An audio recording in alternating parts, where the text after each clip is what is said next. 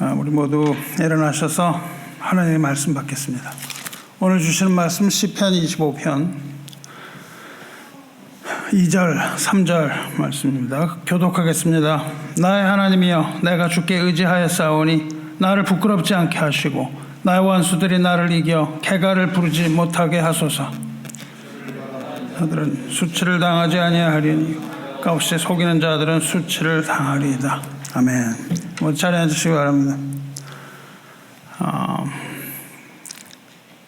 우리 창세기를 보면 그 아담과 하와가 범죄하는 장면 이후에 아담과 그의 아내 그 범죄하기 바로 이전에 그의 아내 두 사람이 벌거벗었으나 부끄러워하지 아니하리라, 이런 말씀이죠. 죄가 들어오기 전에 인류 최초의 인간 아담에게는 부끄러움이라는 것이 없었고 수치라는 것이 없었죠.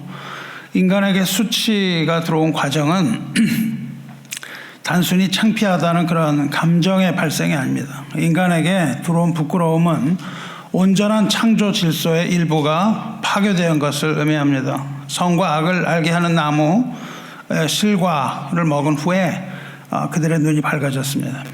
그래서 그들은 자기들이 벗은 줄을 알게 됐죠. 죄가 들어오기 전까지는 아담과 하와는 그 전까지는 서로를 남으로 보지 않고 서로 합하여 한 몸, 즉 자신의 일부로 보았습니다. 그런데 죄가 들어온 이후에 아담과 하와는 이제 분리가 되는 거죠. 그래서 서로 자기를 인식하는 자의식이 깨어난 거죠. 자기라는 그 자의식이 깨어나고 서로를 인식하는 이 왜곡된 자의식이 생겨납니다. 우리가 어린아이를 키우다 보면 자아가 딱 드러나기 시작하는 때가 있어요. 그때부터 이제 자기를 주장하기 시작하는 것은 이 죄로 인한 모습이라고 할 수 있습니다. 이때부터 아담과 하와는 서로를 사랑의 눈길로 보는 것이 아니라 판단하는 눈길로 보기 시작합니다. 죄를 지은 그들은 잘못을 서로 상대방에게 돌리죠. 그리고 서로 판단하기 시작하게 된 겁니다. 즉 남의 시선이 이제 두려워진 거예요. 그전에는 남의 시선이라는 게 두렵지 않았는데 이제부터 남의 시선이 두렵습니다. 남의 시선이 두렵고 수치심이 들어오게 된 거죠.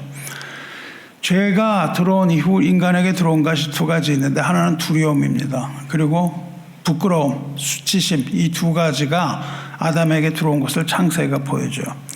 그래서 부끄럽게 된 아담은 무화과 나무 잎을 엮어서 치마를 갈아입죠. 인간은, 죄인이 된 인간은 자신의 결함을 감추려고 합니다. 여러분과 저가 우리가 뭐 좀 잘못하는 거 있으면 그걸 감추려고 하죠. 우리가 조금 잘하는 게 있으면 그걸 자랑하려고 하고, 잘못하는 것은 감추고 결함을 감추고 취약점을 감춰요.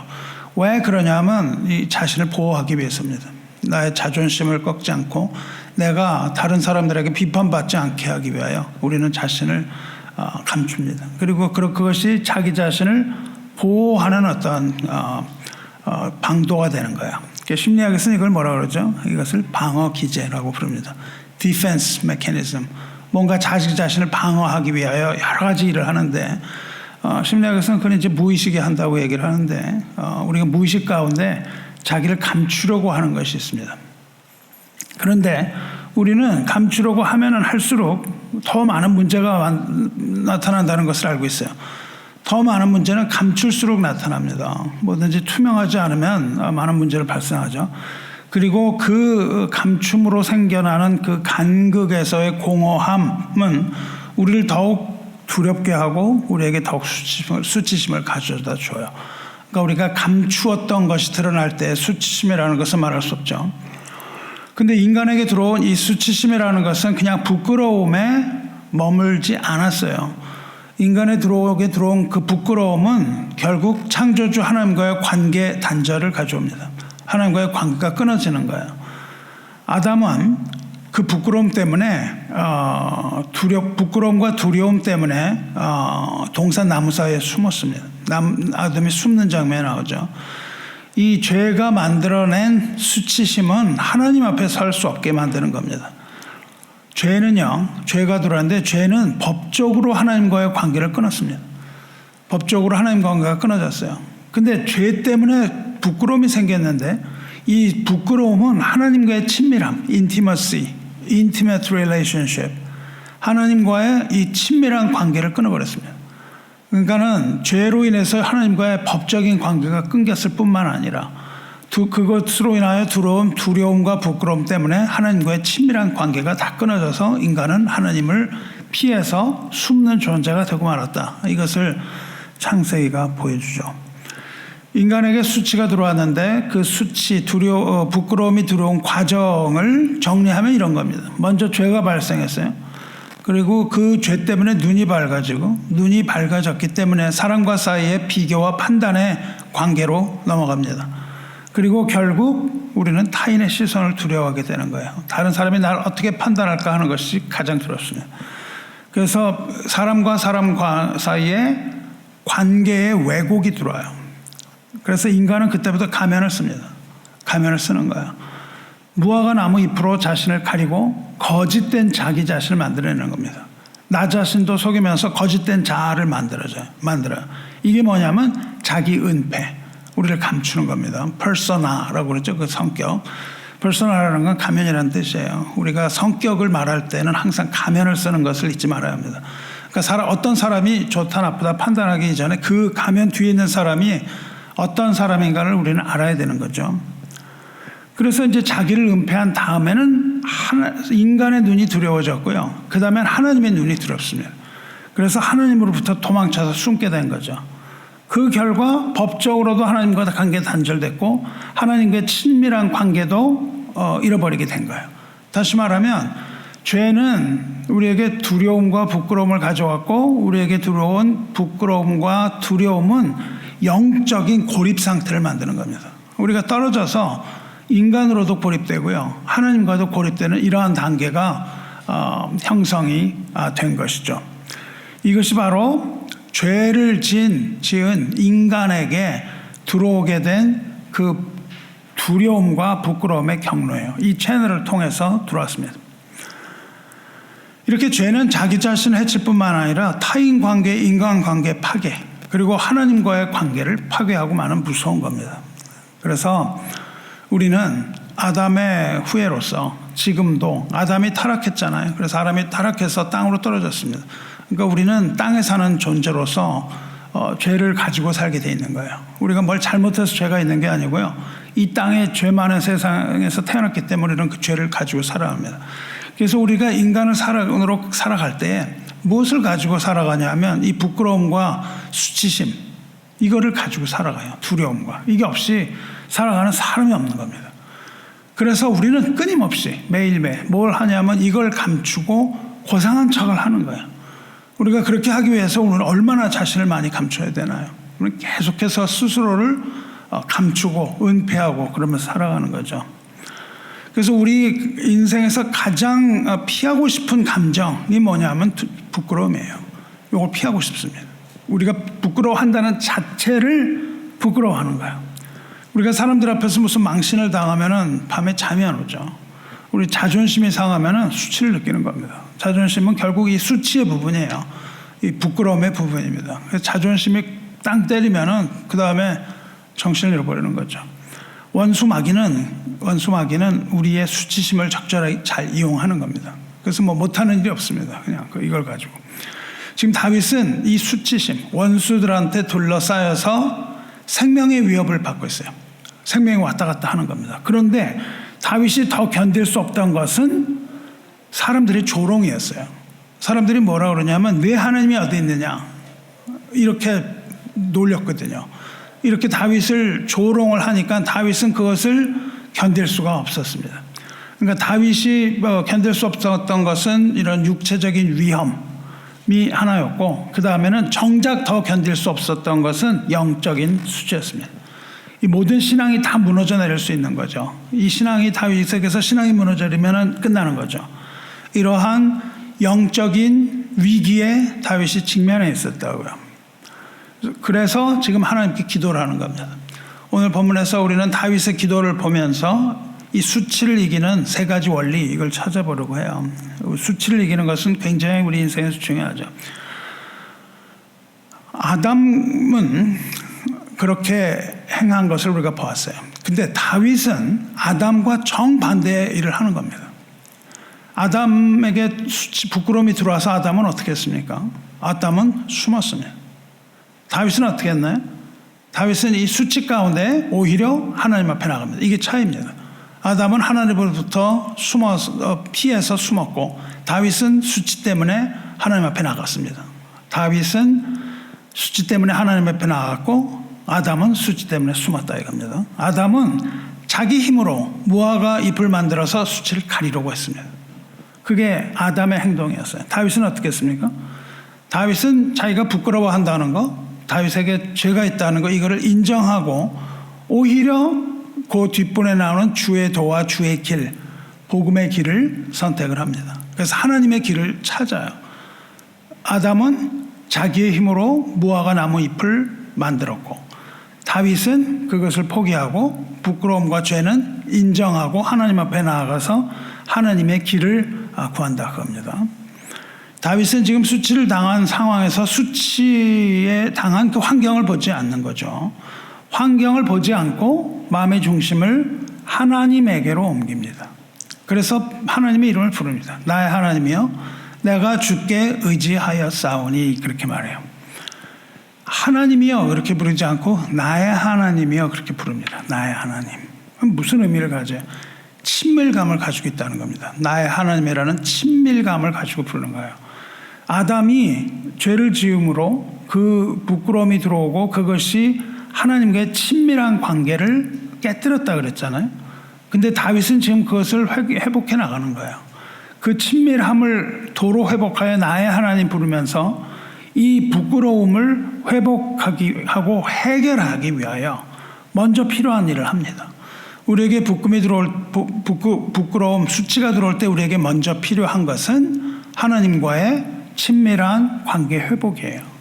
하나님과의 친밀함이 없으면 계속해서 부끄러운 겁니다. 하나님 앞에 부끄럽고 인간 관계에서 부끄럽죠. 그래서 우리에게 필요한 것은 인간 관계 회복, 하나님과의 관계 회복이겠죠. 회복된 하나님과의 관계가 없다면 우리에게 부끄러움은 어쩔 수 없게 계속 있는 겁니다. 그대로 있게 되는 거예요. 이렇게 하나님을 부른 다윗이 뭐라 그러냐면 내가 주께 의지하였사오니 그렇게 말합니다. 그리고 자신의 심정을 그렇게 토로해요. 의지한다는 말은 히브리어로 바타흐라는 건데 이건 무슨 말이냐면 던진다는 뜻입니다. 나를 완전하게 하나님 앞에 내던진다 그런 뜻이에요. 그런 의미가 있습니다. 수치를 면하려면 아담처럼 자기 힘으로 무화과 나무 잎을 엮어서 자신을 가리고 어떤 하나님의 심판이나 이런 것이 두려워서 자기를 방어하려고 하는 것이 아니라 오히려 믿음으로 자신을 완전히 열어서 하나님 앞에 던졌다 이겁니다. 그러니까 완전히 다른 행동을 하고 있어요. 아담과 다른 행동을 합니다. 그러니까 우리가 부끄러움을 당하지 않게 하는 기도의 방향은 어디예요? 하나님으로부터 멀어지는 것이 아니라 하나님 쪽을 향해야 되는 거죠. 늘 우리의 기도는 하나님을 향하고 얼굴을 들어서 하나님을 향하여 보는 거죠. 근데 하나님을 보기는 두렵거든요. 하나님을 보기가 부끄럽거든요. 그래서 이거를 숨는 이 방향으로 나가서는 절대 해결이 안 됩니다.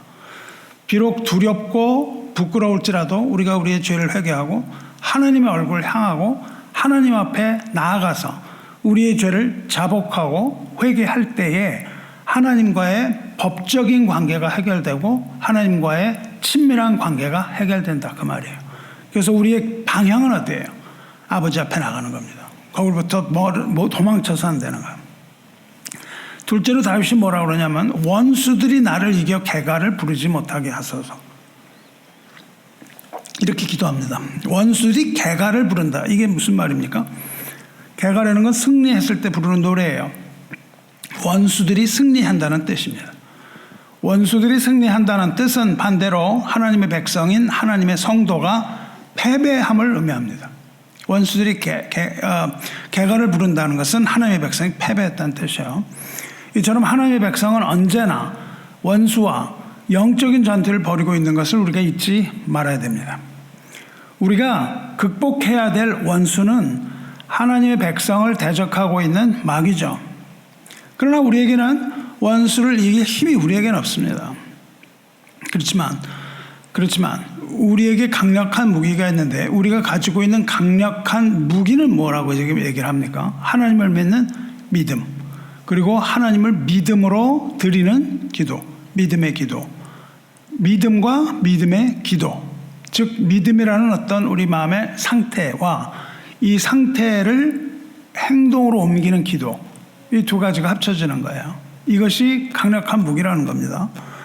그러니까 성도는 부끄러워하지 말고 어떤 상황에서도 하나님을 향한 믿음과 신뢰를 잃지 않음으로써 원수 마귀가 비웃을 틈을 주지 말아야 됩니다.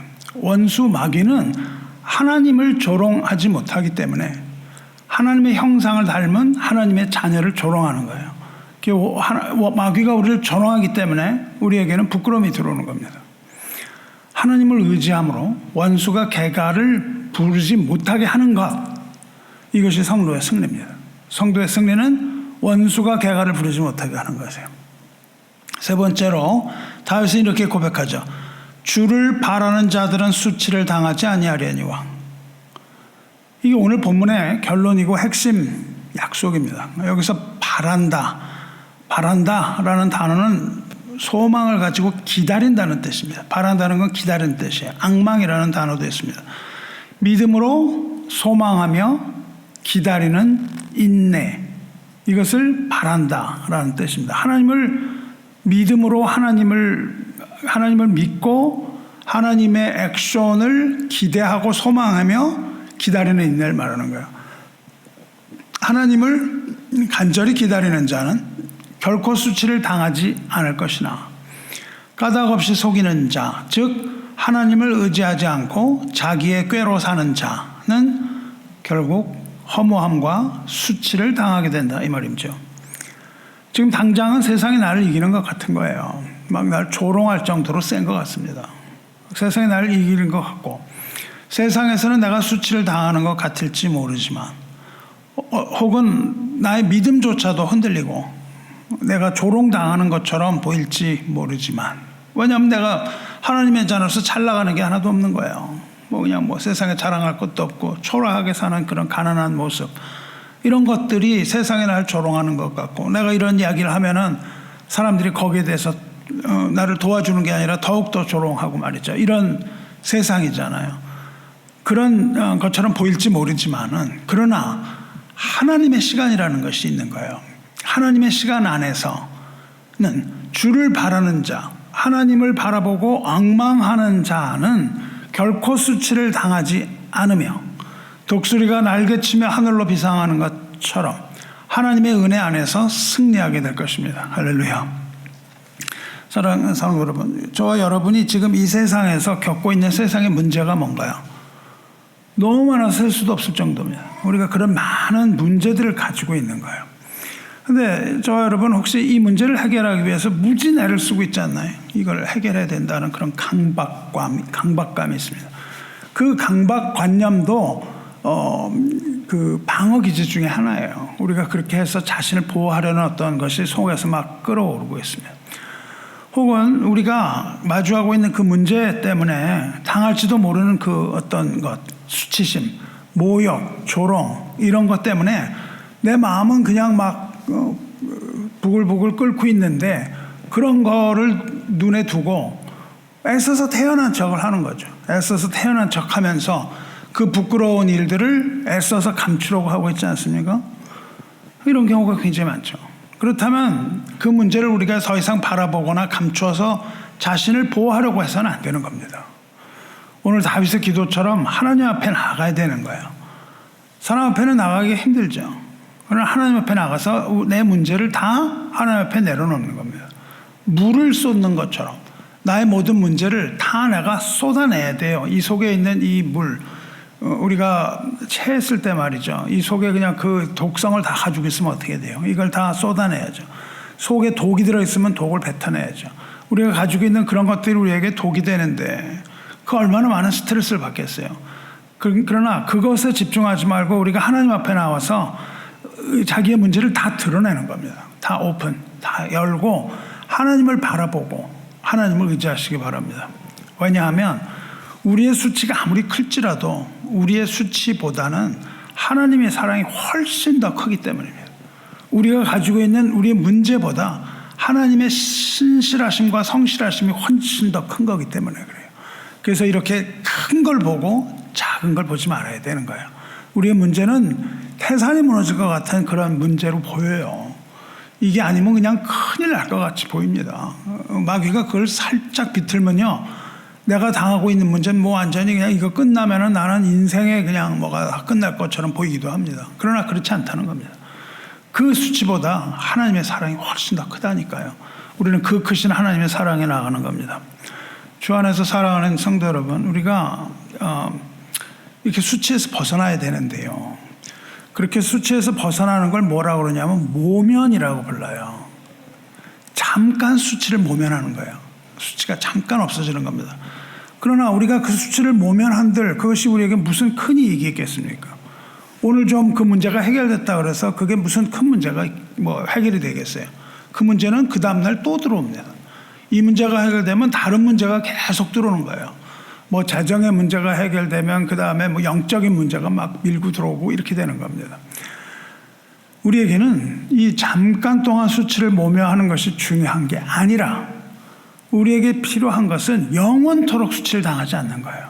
영원토록 수치를 당하지 않는 것, 성도에게는 영원토록 수치를 당하지 않는 길이 열려 있다는 겁니다. 우리에게 필요한 것은 수치를 모면하는 것이 아니라 수치가 모면돼서 원상복귀 되는 게 아니에요. 우리에게 필요한 건 수치를 모면하는 길이 아니라 수치가 변하여 영광이 되는 길을 찾는 겁니다. 이게 영광으로 나가야죠. 수치가 모면됐다. 그게 뭐가 그렇게 좋겠어요. 수치가 모면이 아니라 이거는 영광이 돼야 되는 겁니다. 이탈리아 피란체라는 데를 가면은 우리가 잘 아는 그 세계적인 걸작 다비드상이 있어요. 다비드상.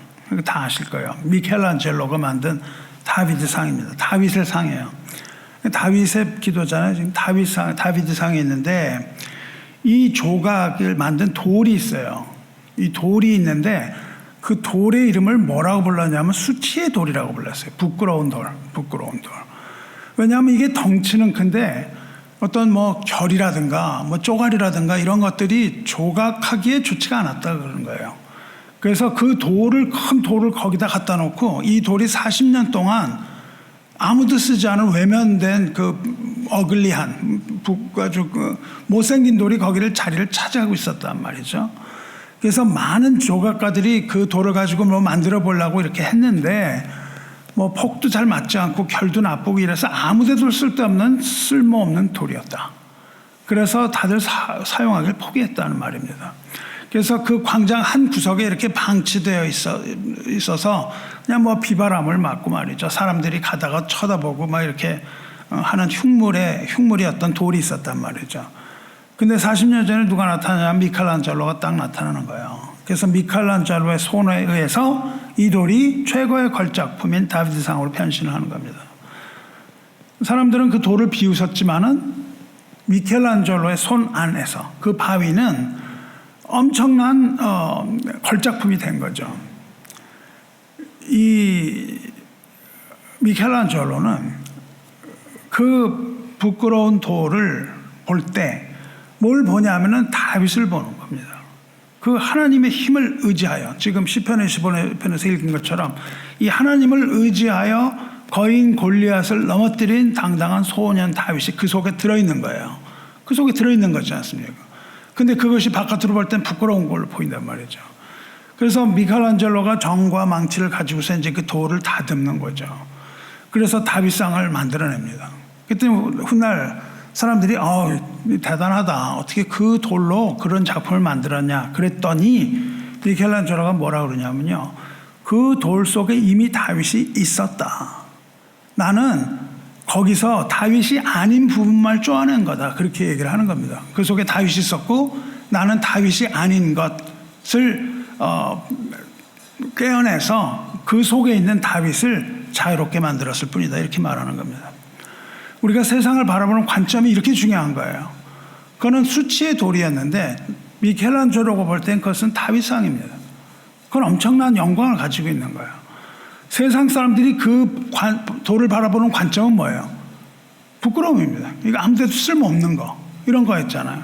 그 돌을 수치라고 바라보고 수치의 돌이라고 그랬는데, 미켈란젤로는 그 돌을 바라보면서 거기에 붙어 있는 수치와 허물을 제거했을 뿐이에요. 성도 여러분, 저와 여러분은 하나님의 형상을 가진 완벽한 피조물인 거예요. 그런데 우리에게 죄가 들어왔기 때문에 우리에게 그 수치와 두려움이 달라붙어 있는 겁니다, 지금. 그러니까 우리가 볼 때는 우리의 그 모습이 보이지 않고 죄와 허물의 모습이 자꾸 보이죠, 우리에게는. 그런데 우리에게 들어있는 이 죄와 허물만 제거를 하면, 이것만을 제거하면은 그 수치의 돌이 다윗의 상이 되었던 것처럼 우리도 하나님의 형상을 되찾는 것이죠. 죄와 허물이 해결이 되면, 그것이 떨어져 나가면 우리는 본래의 모습인 하나님의 형상으로 되돌아가는 거예요. 그래서 우리도 하나님과의 친밀한 관계, 법적인 관계를 회복할 수가 있게 되는 겁니다. 세상은요, 우리를 뭘로 봐요? 그 결함이 있는 못생긴 돌, 대리석으로 보는 겁니다. 우리가 그렇게 보이는 거예요. 인간이 이렇게 더러운 걸로 봅니다. 우리가 실패한 인생으로 보기도 해요. 어떤 사람은 뭐 쓸모없는 인간이라고 그러죠. 가난한 자, 상처받은 자, 뭐 이렇게 손가락하면서 우리에게 수치라는 이름을 붙입니다. 요즘처럼 이렇게 빈부격차가 심해진 경우는 더하죠. 그래서 그런 결국 재물이 없다 그래서 낮은 데로 떨어지고 사람들이 손가락질하고 뭐 이렇게 막 보는 거 아니겠어요? 그런데 우리가 만일 주님을 바라고 하나님께 우리 인생을 맡길 때, 그리고 오직 하나님만을 의지할 때에는 미켈란젤로가 그 다윗 아닌 것 깎아낸 것처럼 하나님께서는 최고의 조각가가 되시는 거죠. 그래서 하나님께서는 우리 인생에서 우리가 아닌 것, 죄와 허물, 죄와 수치라는 껍데기를 하나님이 깎아내기 시작하신다는 겁니다. 그래서 우리는 그 정과 망치를 하나님의 손에 있는 것을 감사하고 그 손에 들고 있는 하나님께 우리는 나아가는 거예요. 40년 동안 버려졌던 이 돌이 미술사에 남을 정도의 걸작인 다윗상이 되었듯이, 원수들 앞에서 우리가 수치를 당할 것 같던 이 다윗의 인생, 이 인생은 하나님의 손에 의해서 이스라엘에서 가장 빛나는 왕으로 조각된 겁니다. 수치가 영광으로 바뀌는 순간이죠. 우리가 가진 수치는 수치를 해결하는 데 문제가 거기에 있는 것이 아니라 이것을 하나님 자녀로서의 영광으로 바꾸게 될 줄로 믿으시기 바랍니다. 사랑하는 성도 여러분, 지금 저와 여러분을 덮고 있는 이 수치의 껍데기를 봐서는 안 돼요. 우리가 인간의 그 껍데기를 봐서는 안 됩니다. 우리의 원석은 뭐냐면 하나님의 아들이라는 원석입니다. 우리는 하나님의 아들이라는 원석을 우리 속에 가지고 있어요. 하나님께서 예비하신 그 영광의 다윗을 바라보면서 오늘도 죄와 수치를 깎아내고 계시는 하나님을 믿고 순례하시기를 주님의 이름으로 축원합니다. 우리가 수치가 어디서부터 시작됐다고요? 죄로부터 시작됐습니다. 그러므로 죄와 이 부끄러움과 수치를 해결하는 방법은 죄를 없애는 거예요. 죄가 해결되지 않는 한 우리의 수치도 해결될 수 없다는 겁니다. 우리의 수치와 두려움이 해결되지 않으면 이 세상에서 겪어야 되는 고난은 해결될 수가 없다는 거예요. 만일 죄를 해결하지 못하고 우리가 죽는다면은 우리는 가장 큰 수치를 당하는 겁니다. 우리는 하나님의 심판대 앞에서 가장 큰 수치를 당하게 되어 있는 거예요. 그걸 수치라고 불러요. 하나님의 심판대. 저 여러분이 세상에서 당하는 이 수치로부터 자유롭게 되기를 원합니다. 그러나 더 궁극적이고 중요한 그 수치의 문제는 죄로 인한 심판에 있는 거예요. 이 수치라는 게 여기서 당하는 수치와 하나님의 심판대 앞에서 당하는 수치는 비교가 안 될 정도로 다른 겁니다. 인간 수치의 문제는 단순한 부끄러움이 아니라 하나님과의 단절에 있다 그랬어요.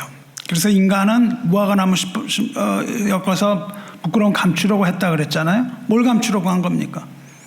죄를 가리려고 한 거예요. 누구한테? 하나님 앞에. 죄를 가리려고 했단 말이죠. 안 보여드리려고. 그런데 무화과 나무 잎으로 가릴 수 있었습니까? 없었습니까? 없었다고요. 무화과 나무 잎으로 죄를 가리질 못했어요. 그때 하나님께서 숨어있는 아담을 찾아오시죠. 아담을 찾아주셔서 아담아 내가 어디 있냐 질문하십니다. 그리고 아담의 그 무화과 나무 잎사귀 옷을 벗기세요. 벗기고 가죽옷을 입혀주신다고요. 가죽옷을 입혀주십니다. 가죽옷을 입히신 후에 에덴에서 쫓아내십니다. 가죽옷을 만들기 위해서는 짐승을 죽여야 되고죠. 짐승을 죽이고 피를 흘려야 됩니다. 그래서 짐승의 피로는 우리의 죄가 가려집니다. 왜냐하면 하나님께서 가죽옷을 입히셨기 때문에 짐승의 피로 우리의 죄를 가릴 수 있어요. 그래서 대제사장들은 짐승의 피를 흘려서 제사를 지냈습니다. 짐승의 피를 흘린다는 건 뭐냐면 하나님 앞에 나갈 때 죄를 가리고 나간다는 거예요. 우리가 만든 걸로는 죄를 가리지 못해요. 하나님이 주신 짐승의 피를 가지고 제사를 드렸다 이 말이에요. 그래서 1년에 한 번씩 짐승의 피를 가지고 제사를 드려서 죄를 덮을 수가 있었단 말이죠. 그걸 영어에서 그 cover라는 돈이 카파라는 단어에서 발생했습니다. cover라는 거예요. 가리고 나가는 거예요. 하나님 앞에 죄를 보이고 나가면 죽기 때문에 죄를 가리고 하나님 앞에 나갈 수 있었다는 거예요. 그래서 짐승의 피는 그리고 가죽 옷은 궁극적으로는 예수 그리스도의 피를 보여주는 그림자입니다. 그래서 거기서부터 피가 시작이 돼요. 피는 생명이라 그랬습니다. 피는 죽음을 말해요. 피는 죽음을 말하잖아요. 우리가 피를 흘리면 죽는 겁니다. 동시에 피는 생명을 말하는 아주 이중적인 의미를 갖고 있습니다. 그래서 예수께서는 죽음을 통하여 생명을 주시는 그런 일을 하신 것이죠. 이 피가 가죽옷이 의미하는 그 피가 그리스도의 피를 보여주는 그림자인데, 그렇기 때문에 그리스도가 이 땅에 오시기 전까지는 여전히 짐승의 피로 제사를 드리고 가죽옷 뒤에 죄를 감췄다 그 말이에요. 하나님이 주신 가죽옷 뒤로 죄를 감추고 하나님 앞에 나갈 수 있습니다. 그리고 마침내 예수께서 이 땅에 오신 겁니다. 예수께서 이 땅에 오신 이유가 뭡니까? 아담이 범죄함으로 인간에게 들어온 수치, 우리가 계속 당해야 되는 그 수치를 온몸으로 겪기 위하여 오신 겁니다. 예수님이 이 땅에 오신 것은요, 수치를 당하기 위해서 오신 거예요. 우리가 당해야 되는 부끄러움을 당하기 위하여 이 땅에 오셨습니다. 다윗이 그렇게 피하고 싶었던 수치, 지금 시편에서 그 수치 당하지 않게 해달라고 기도하잖아요. 이렇게 간절하게 피하고 싶었던 그 수치, 아담이 범죄함으로 가지고 들어온 그 벌거벗음의 수치, 이거를 주님께서 그대로 당하시는 겁니다. 아담이 당했던 것, 다윗이 당하는 이 모든 수치, 이거를 예수님이 그대로 당하시는 거예요. 그것이 예수님이 하신 일입니다. 히브리서 12장에 믿음의 주여 또 온전하게 하시는 이인 예수를 바라보자. 그는 그 앞에 있는 기쁨을 위하여 십자가를 참으사 부끄러움을 개의치 아니하시더니, 그렇게 되어 있거든요. 십자가에 부끄러움을 당하셨다는 거예요. 근데 그 부끄러움을 개의치 아니하시더니 영광으로 변하는 겁니다. 그 부끄러움이 어떻게? 하나님 보좌 우편에 앉으셨느니라, 이렇게 되는 거죠. 그러니까 예수님이 우리에게 오신 것은 바로 그거를 몸소 당하시는 겁니다. 그리하여 우리에게 우리의 무슨 문제를 해결해 주시는 거예요? 이 부끄러움의 문제, 죄의 문제, 이걸 해결하기 위하여 오신 겁니다. 그냥 말로만 하는 것이 아니라 그걸 직접 당하시는 거예요. 그렇기 때문에 예수님께서는 십자가에서 그 육체적인 모진 고통 다 당하셨습니다. 하지만 거기에서 예수님이 당하신 더 큰 건 뭐냐면은, 그 고통보다 더 큰 것은 그 십자가의, 더 큰 십자가의 의미는 뭐냐면 부끄러움이에요. 예수님이 그 위해서 부끄러움을 당하셨어요. 어떤 부끄러움을 당하셨습니까? 아담이 당한 부끄러움을 당하신다고요. 주님께서는 모든 사람들이 다 보는 앞에서, 모든 인류를 대표하죠. 이 모든 사람들이 다 보는 앞에서 벌거벗겨지는 부끄러움을 당하십니다. 그러니까 우리가 영화 같은 거 보면요, 예수님 십자가에 막 옷을 입고 멋있게 되고 날아가고 다 거짓말이에요. 그게 아니고 예수님은 벌거벗겨지셨다고요. 이 벌거벗겨지는 이 수치, 이거를 예수님이 그냥 거기서 당하셔야 돼요. 그렇지만 예수님께서는 그 부끄러움을 당하셨지만 우리를 위하여 그것을 참으셨다. 그 얘기를 지금 하고 있는 겁니다. 히브리서가. 그러니까 부끄러움이라는 게 얼마나 우리에게 큰 위협이 되는 건지 모릅니다. 그들은 주님의 옷을 벗긴 후고 이렇게 돼 있습니다. 주님의 옷을 벗기고 뭘 입혔냐면 홍포를 입혔어요. 왕이라 그러면서 왕에 비친 옷을 입혔어요. 조롱을 하는 겁니다. 그리고 왕이라 그러면서 가시관을 엮고 그 머리에 가시관을 씌우고 지팡이를 오른손에, 이거는 그 지팡이는 왕이 가지는 지팡이죠. 그리고 그 앞에서 무릎을 꿇고 희롱했어요. 그러니까 왕이라고 그 명분을 가지고 예수님을 조롱했다 그 말입니다. 그러니까 예수님이 거기서 당하신 건 뭐예요? 부끄러움과 조롱과 고통, 이 세 가지였단 말이죠. 그러면서 유대인의 왕이여 평안할지어다 이렇게 희롱을 하면서 주님에게 침을 뱉고 지팡이를 빼앗아서 그의 머리를 치며 조롱했다. 이렇게 되어 있습니다. 벌거 벗겨지고 조롱당하신 주님께서 제9시가 되었을 때 뭐라고 그러시냐면 엘리 엘리 라마 사박다니 그러십니다. 나의 하나님 어찌하여 나를 버리셨나이까 소리치고 죽습니다. 조금 아까 제가 뭐라 그랬어요? 죄가 들어와서 부끄러움이 있고 조롱이 있고 이런 두려움이 생기고 그 다음에 어떻게 됐습니까? 하나님과의 관계가 단절됐다고 얘기했잖아요. 그것을 예수님이 그대로 반복하시는 거예요. 그래서 그걸 말씀하십니다. 나의 하나님 어찌 나를 버리셨나이까. 이것이 바로 하나님과의 단절이거든요. 죄와 수치의 절정은 하나님과의 관계 단절입니다. 끊어짐이에요. 이 모든 것을 우리 주께서 우리를 대신하여 다 반복하고 그것을 해결하시는 겁니다. 아담이 가지고 들어왔던 모든 것, backward, 반대로, 그 반대로 그것을 인간이 받아야 되는 것을, 아담이라는 사람이 받은 것을 예수님이 대신 것을 다 받으세요. 그것을 우리는 보아야 됩니다. 그 십자가의 그 예수님을 보아야 돼요. 그거를 다 당하셨습니다. 수치당하고 조롱당하고 하나님 관계가 단절됐어요. 그러니까 마치 원수들이 승리하는 것 같았다고요. 원수들이 승리하는 것 같게 된 거잖아요. 거기서. 근데 거기서 반전이 일어나는 거죠. 이 패배한 것 같았던 주님께서는 십자가의 죽음을 이기고 부활하셨습니다. 할렐루야. 예수님께서 거기서 부활하시는 반전이 일어나는 거예요. 개가를 부르려고 하는데 부르지 못하게 하옵소서. 부르지 못합니다. 거기서 예수님께서 십자가 죽음을 이기고 부활하시고 하나님 보좌 오른쪽에 앉으시는 일이 일어나는 거죠.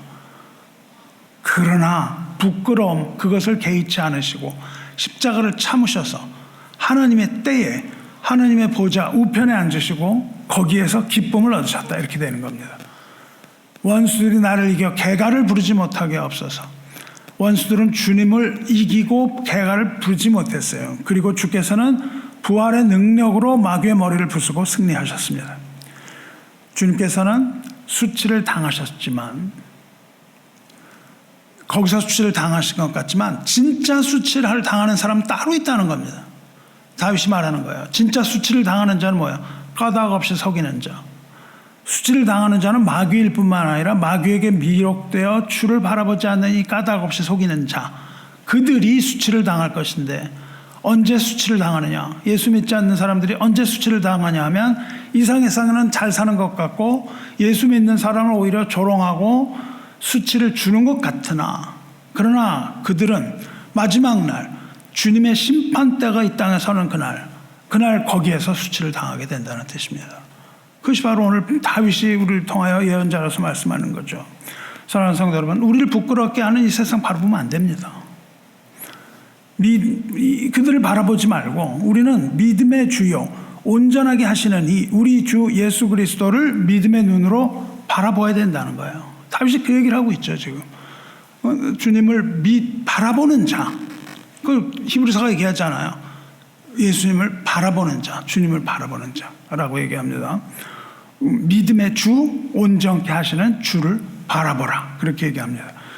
주를 바라보는 자는 그 수치를 당하지 않는다는 거예요. 그 수치를.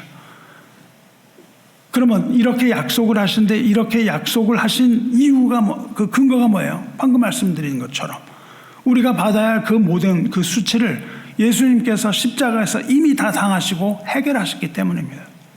하나님의 공의를 완전하게 충족시킨 겁니다. 그러므로 예수를 믿는 우리에게는 더 이상 하나님의 심판대에 섰을 때 당해야 할 부끄러움이 없다는 겁니다.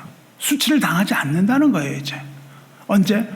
주님의 심판대 앞에 섰을 때 주께서 우리의 모든 부끄러움을 다 끌어안고 하늘의 아버지 앞에 올라가신 거예요.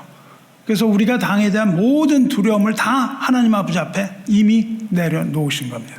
그래서 우리에게는 더 이상 그걸 가지고 있지 않은 거예요. 다윗의 상을 쪼아낸 것처럼 우리에게 있는 죄와 허물이 다 깨어져 나가고 우리의 모습은 하나님 앞에 나가는 우리의 모습은 영광의 모습입니다.